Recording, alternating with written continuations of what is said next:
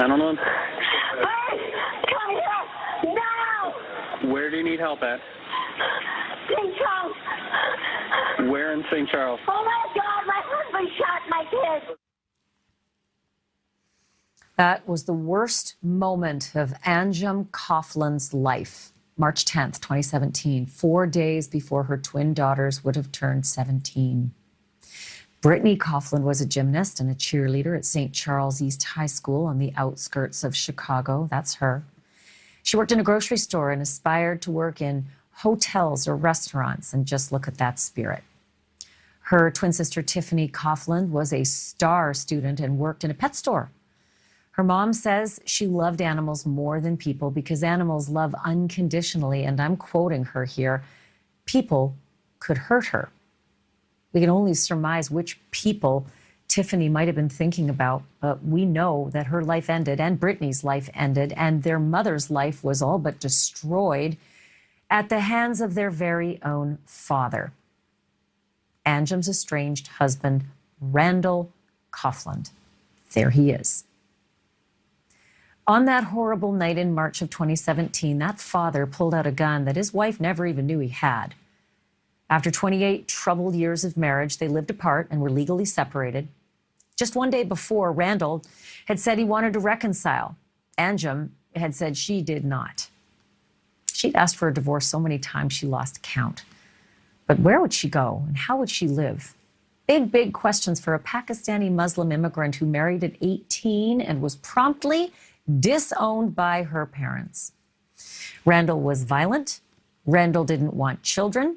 Randall didn't like Anjum's religion or her opinions. A doctor put him on antidepressants, which Anjum said he refused to take, until she finally left him, at which point he took them, quote, like candy, she says, and washed them down with alcohol. And sometime in early 2017, with his marriage crumbling and his emotional spiral fully underway, Randall Coughlin did something he'd never done in his life. He bought a gun. He didn't have a record, and he'd gotten a permit from the Illinois State Police years earlier, also unbeknownst to his wife. So really, there were no red flags. And a few weeks after that, he called Anjum to the condo where he lived and where his daughters split their time. He threatened Anjum with his brand new gun, and then he dropped a bombshell. Said the girls were already dead. They'd been shot in the head. And right before he shot her in the legs, he said, quote, "I want you to live and suffer." Then he turned the gun on himself and killed himself. This was 5 years ago next month. And after the break, you're going to meet Anjum Coughlin, and you will learn how saving lives is now her life's work. Stay with us. I do not say this very often, but I hope this information shocks you. But somehow I feel like it probably won't. In this country, most of us, 58% of us, almost 6 out of 10 of us, have experienced gun violence directly, or we've got a loved one who has. That's 58%. It is not a typo. The United States has more guns than people, and I'm not even counting police or military. We have 120 firearms for every 100 residents, and that includes children. It's also more than twice as many as the second-place country, which is Yemen. I say this by way of introducing my next guest, who has experienced gun violence in the most intimate and brutal way possible, short of losing her own life. In 2017, Anjum Coughlin was shot and wounded by her husband, who had already shot and killed their twin daughters before turning the gun on himself. Anjum joins me now live. And Anjum, I cannot thank you enough for being on the program. This has got to be so incredibly difficult as you near an anniversary. I know we're coming up on the 5-year mark, but before I get to everything that you've done since and just the unbelievable work you've accomplished and are continuing to, I have to ask you just personally, how does one go on after such immense trauma like you've been through? I didn't think I could. And then I started realizing the dad was just a coward, and he should have, things could have changed if he would have waited, and he could have tried to work things out. But I just wanted to show my girls that mom can do this without help. I can do this. I've always had somebody taking care of me or supporting me or however you want to put it. But I always felt like I couldn't do it without someone else's help. But I wanted my girls to know I'm proud. I'm so capable. I thought I'm just a failure that I couldn't do this. And that's what I was actually teaching my girls, because I didn't want them to be like me. I wanted them to be independent. I wanted them to do whatever they enjoy and they wanted to do in life and not rely on anyone. So I said, you know what? I'm going to do this. I'm going to do it for my girls. And they're not going to be disappointed ever with their mom. I'm looking at the pictures of them, and they're like just stunning and beautiful, and their smiles are just electric. Almost feels like you get to know their soul just through those remarkable smiles. Did they know about the abuse that you had suffered at the hands of your husband for the near 30 years you were with him? No, we try to keep it, kind of to ourselves, because we wanted the girls to think that everything is great, and we went on vacations, we did everything, but it was all his planning, what he wanted to do, how he wanted to travel, and what he wanted to do, where he wanted to go. It was very little of me involving myself, or if he wanted to even know what I wanted to do. Every time I did say something about it or wanted something different, he would be like, well, no, what do you know? That's not how you do it. This is how we're going to do it. But as the girls get older, they started noticing a little bit more. He started doing in front of them and like belittling me in front of them. And they started to catch on as they got older. And I noticed that they started disrespecting me and saying things like that. Well, what do you know? You don't pay attention to all these things. What would you know? And how would you know what's right, what's wrong? And I'm like, you need to stop doing that in front of the girls. And he's like, well, I'll talk with them. Like, okay. So, it's that husband cost you your family. It cost you your parents. They disowned you after you chose to be with this American husband. After he did what he did, a family annihilation, a massacre like he did, was there a change in your family? Did you rekindle a support system? Did they come back to you?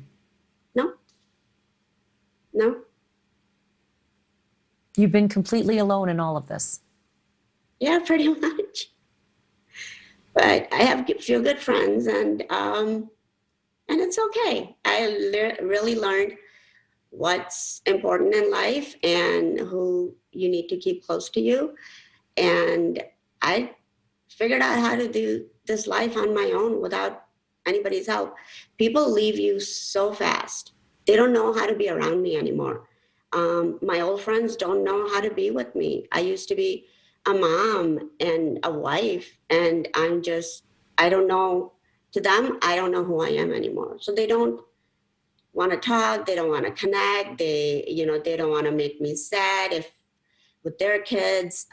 So yeah, it's, and I'm okay with it. You have to learn to be okay with this, because I won't be here if I wasn't okay with it.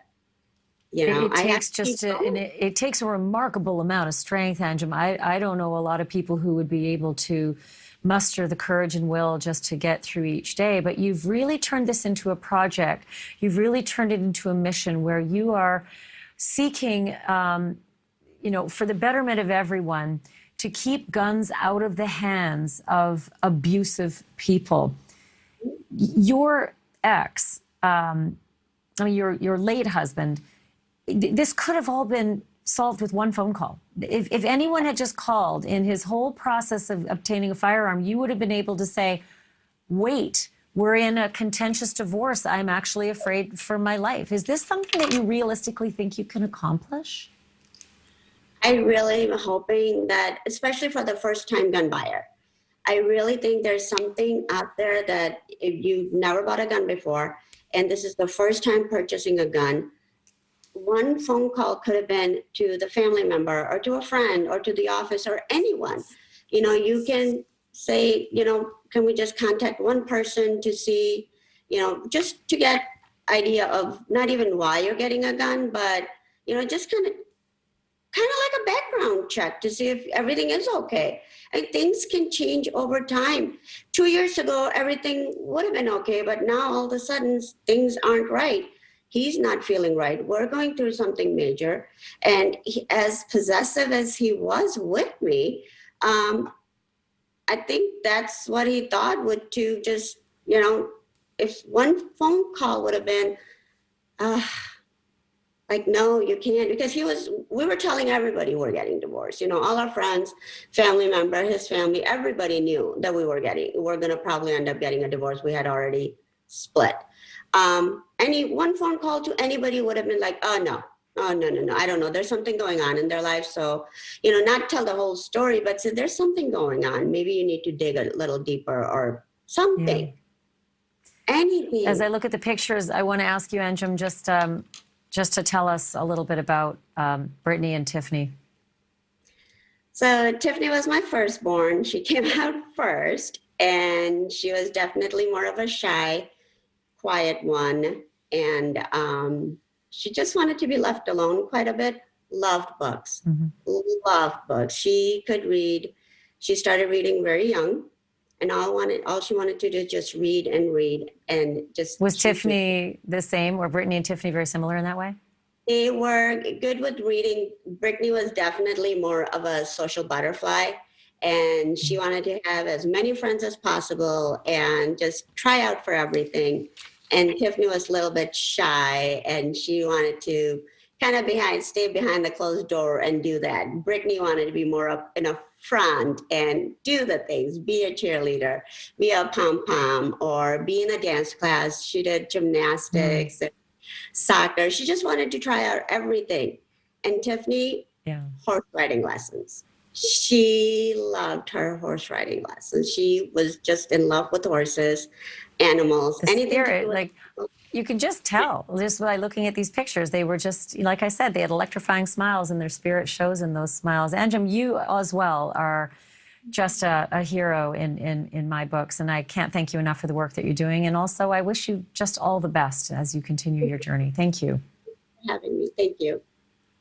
Anjum Coughlin joining us tonight. Thank you for watching. Click the red subscribe button below so you can get more of NewsNation's fact-driven, unbiased coverage.